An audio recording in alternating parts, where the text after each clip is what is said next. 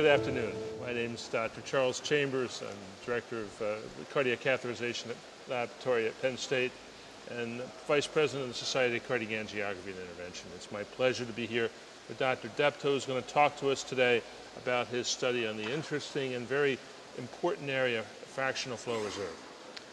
Thank you, Dr. Chambers. My name is Jeremiah Depta. I'm representing the investigators at Washington University School of Medicine.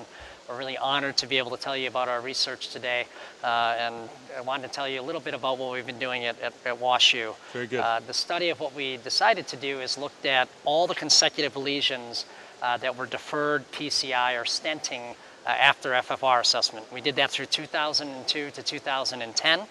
And we found that there were 720 patients who had 881 lesions that were deferred PCI. After we identified those patients, we decided to group them based on FFR values. We grouped them based on the historical gray zone, which is the FFR values between 0.75 to 0.8. And we had a novel borderline group, which is 0.81 to 0.85. And then we had a non-borderline group, which was 0.86 and above. Then we wanted to look at the clinical outcomes after the index FFR to actually determine what actually happened to these patients in the future. Very good. And you had almost 700 patients? How many patients did you wind up entering? Yeah, so we had 720 patients. Yes. It's consecutive patients. As far as the gray zone group, there's about 7% were in the gray zone group. The remaining patients, 1/3 was in the borderline group, which is again 0.81 to 0.85, and then above that the remaining 2/3 were. And we had overall the follow-up, the mean follow-up was 4.2 years. And then as far as the clinical outcomes, obviously because of the difference in follow-up, we used a time to event analysis.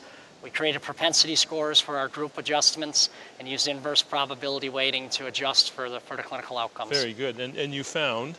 So the main finding that we really found is, first, when you compared the gray zone group versus the new borderline group, there were no differences in clinical outcomes.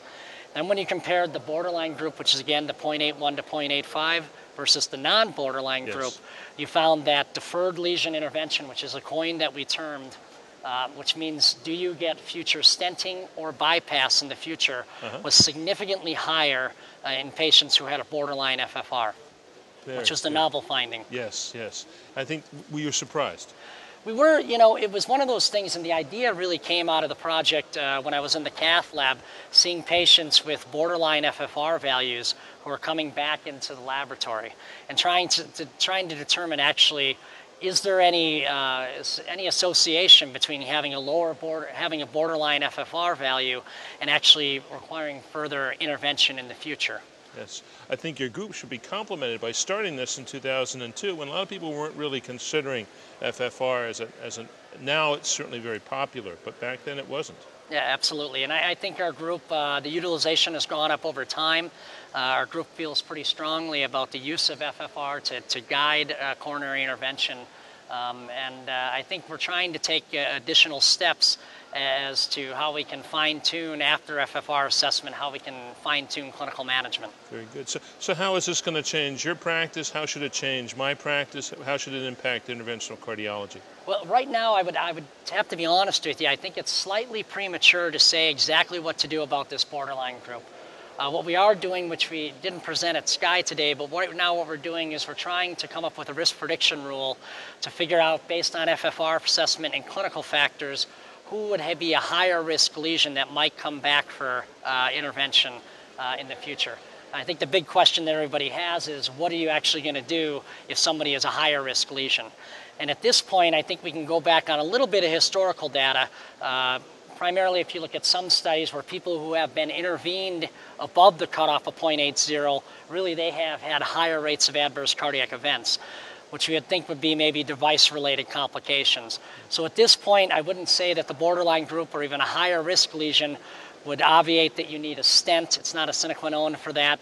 I would say that we might have to think about optimizing medical therapy, might think of closer follow-up, things that we need to do to try to lower that risk for the patient population. And I'm thinking that's probably the direction it'll head.